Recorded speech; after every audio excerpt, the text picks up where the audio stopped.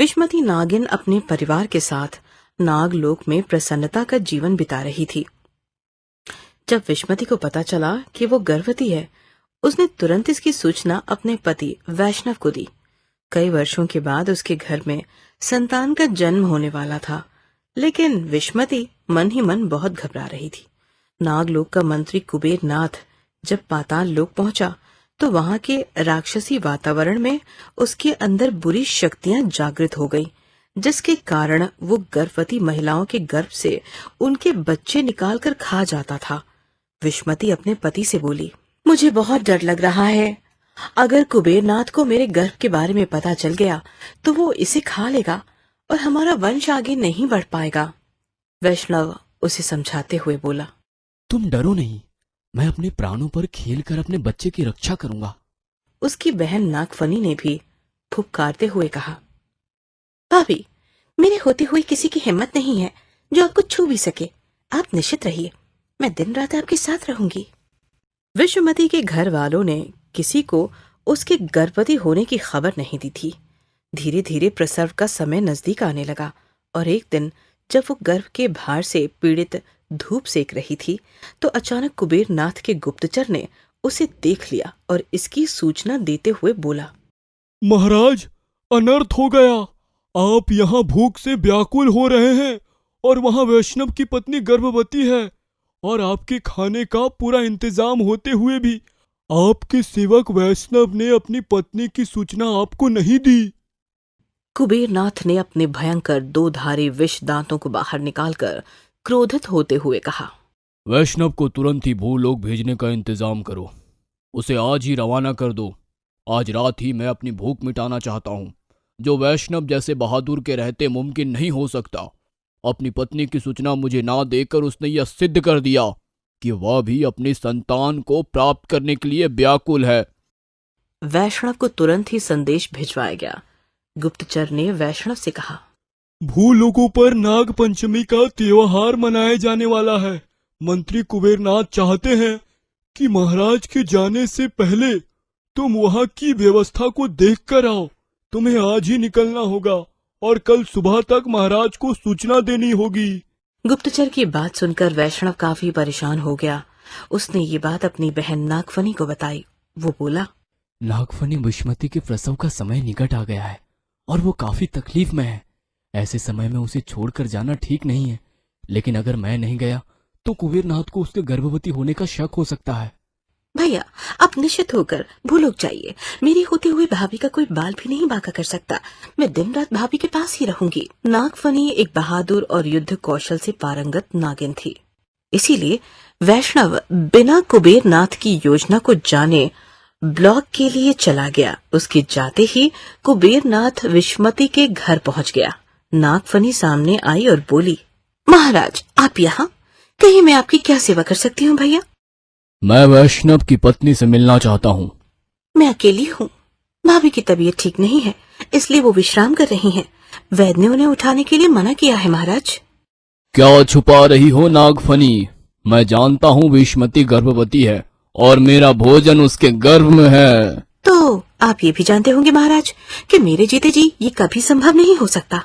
और कुबेरनाथ के सामने फन फैलाकर खड़ी हो गई। उसकी भयानक युद्ध की मुद्रा देखकर कुबेरनाथ जोर से हंसा और बोला, तुम मदनासी नागिन मेरा मुकाबला करना चाहती हो? मुझे लगता है सबसे पहले मुझे तुम्हें ही यमलोक तक पहुंचाना होगा। उसके बाद ही विश्वमती के गर्भ से उसका बच्चा निकाल कर खाऊंगा। कुबेरनाथ और नागफनी का भयानक युद्ध होने लगा। नागफनी ने अपने पूरे शरीर को पत्थर के समान कड़ा कर दिया और कुबेरनाथ को अपने लपेटे में ले लिया।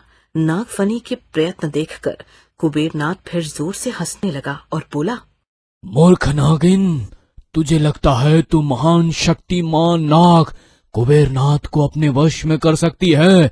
ये देख। और उसने अपने शरीर को फुलाया, जिसके कारण नागफनी के शरीर के टुकड़े टुकड़े होकर चारों तरफ बिखर गए। उसको देखकर कुबेरनाथ हंसते हुए बोला, क्या चाहती है? तभी अंदर से कराहने की आवाज आने लगी। प्रसव का समय नजदीक था और विश्मती प्रसव पीड़ा से चिल्ला रही थी। असहनीय पीड़ा उसका पूरा शरीर तोड़ रही थी।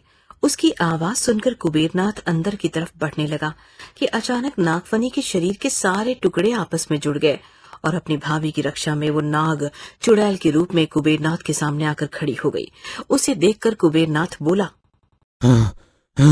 ये नहीं हो सकता। तुम मरने के बाद वापस कैसे आ सकती हो? मूर्ख कुबेरनाथ, मैं अपनी भाभी को अकेले छोड़कर मर नहीं सकती। मैंने अपने भाई को वचन दिया है कि उसके वंशज का बाल भी बांका नहीं होने दूंगी। मैंने मोक्ष का त्याग करके चुड़ैल योनि को अपना लिया है। मुझे साधारण नागिन समझने की भूल न करे। आज तेरा अंत निश्चित है। कुबेरनाथ और नागफनी चुड़ैल का भयंकर संग्राम शुरू हो गया। अंदर विश्मती दर्द से तड़प रही थी। वो बार बार चिल्ला रही थी, वैष्णव, तुम कहाँ हो? इस पीड़ा में मुझे अकेला छोड़कर तुम कहाँ चले गए?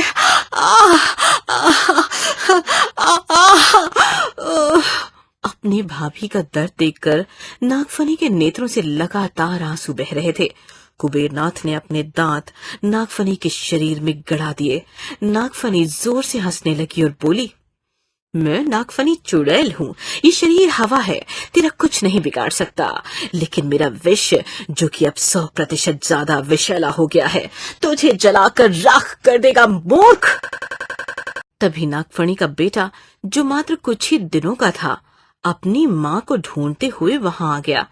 इतनी छोटी जीवित बच्चे को देखकर कुबेरनाथ फिर जोर से चिल्लाया, मेरे साथ इतना बड़ा धोखा! इसका मतलब कुछ दिनों पहले तू भी गर्भवती थी और मुझे पता भी नहीं चला। तेरे परिवार को खत्म करना बहुत जरूरी है। मैं तुझे वैष्णव और विश्मती किसी को भी जीवित नहीं रहने दूंगा। उसने नागफनी के बच्चे को उठा लिया। नागफनी बड़ी जोर से चिल्लाई, छोड़ दे उसे! छोड़ दे उसे! मेरा पति तेरी सेवा करते हुए पहले ही अपनी जान गंवा बैठा है। सिर्फ ये बचा है, अगर तूने इसे कोई नुकसान पहुंचाया तो मैं तेरा अंत कर दूंगी। कुबेरनाथ फिर जोर से हंसा और बोला, तू मेरा कुछ भी नहीं बिगाड़ सकती।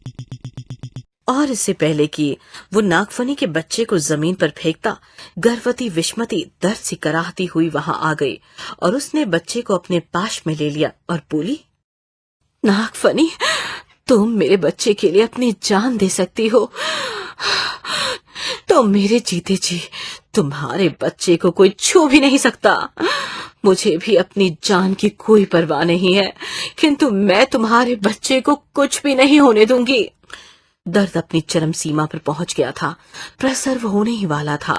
विश्मती ने अपने शरीर को मोड़ा और अपने मुंह से अपने बच्चे को निकालकर बाहर कर दिया और दर्द से जोर से चिल्लाई, माँ की तकलीफ और माँ का त्याग तुझे देखना होगा, कुबेरनाथ।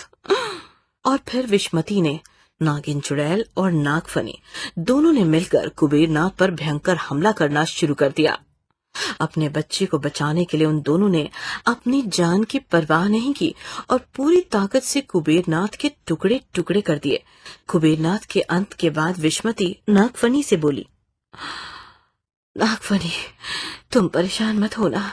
तुमने मेरे वंश के लिए अपनी जान दे दी है और तुम्हारे बेटे को मैं अपनी जान से भी ज्यादा प्यार करूंगी। आंसू भरी आंखों से नागफनी ओझल हो गई और विश्मती नागफनी और अपने दोनों बच्चों के साथ दर्द से कराहती हुई अंदर चली गई और उसके बाद उसने दोनों की परवरिश एक माँ की तरह की और सब खुशी खुशी रहने लगे।